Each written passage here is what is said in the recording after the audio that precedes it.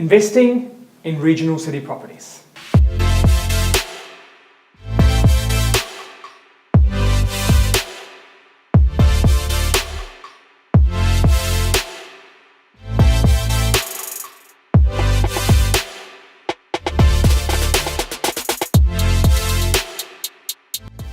When you're investing in regional city properties, there's this blanket approach placed on it at times where people are saying, don't invest in it because capital cities are much better. Now, if you're looking at different years, if you go the last 5 or the last 10 or the last 20, or maybe you pick out a year in between, you can almost jump between the two to say which one's better. Now, there are going to be some outliers in capital city locations that have really well performed, but even in that, there are suburbs and areas that have performed and have not performed. So when you're considering investing in regional versus capital, let's just take it to another country perhaps before we make the decision in Australia. If, for example, you use countries where they don't really have a distinction between regional and capital, they just have big city or smaller city. USA is one example. They have many different states, population that's spread across, as well as big city, small city.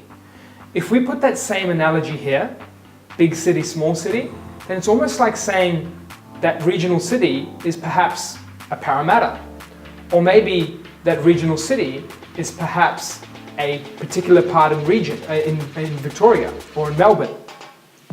So when we're doing this sort of look into the properties and we're taking off this tagline away from regional and capital, we start to just go, wait, there's people that live there, there are jobs that are there is transport that is there, and it's just a matter of thinking as a small city or a same size as one of the major regions in a big city.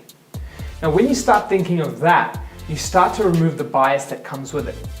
I actually recently asked a poll across a few different platforms, one on Facebook, one on LinkedIn, and in this poll I asked this question saying, would you invest in regional property? It was actually mixed responses. On Facebook, there was 95% that said yes they would and 5% that were no. And then on LinkedIn, it was roughly a 75-25 split saying yes and no. So from these varying responses, what did I learn? I learned that people were placing a blanket approach on capital city investing as a whole and regional city investing as a whole. Now, if you did that, there's a few things that would have happened. Over the last 2 years, you would have missed out on exceptional cash flow as well as growth opportunities across markets such as Geelong, Newcastle, perhaps even Launceston. To some extent, even though Hobart is considered a capital, population-wise, it's almost similar to some of the suburbs or regions within major cities. So you could even place that. Perhaps Ballarat, the Gippsland area. There's so many areas that we could have just kept going and going. Burnie, Devonport.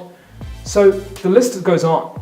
What that shows is that by investing with a blanket approach, you can miss out on opportunities that not just are cash flow opportunities or not just growth opportunities, but opportunities that provided best of both worlds, where people were not willing to enter it because of certain yields, but then it surprised people and those yields have pulled right back and now the price growth phase has entered.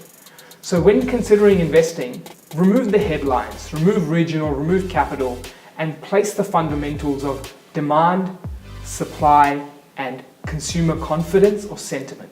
Basically saying how much more stuff is popping up, how many of those people want some of that stuff, and how do people feel about the area or region in general, or even just lending or property in general. When you're combining these 3 factors, you can take it anywhere. You can take it where it's 50,000 people, 100,000 people, or millions of people. And by having that approach, you're able to find the little spots across this amazing country, in this large country, that have provided double-digit growth, as well as high yields, as well as an opportunity to take your portfolio to that next level. So when you're considering investing, think of investing in property, not investing with labels such as capital, region, blue chip, outer ring, middle ring. You'll be able to find the sweet spots through just looking at the numbers, as well as by taking away the bias. That's it from us here at InvestorKit, the experts in wealth creation, helping you take action.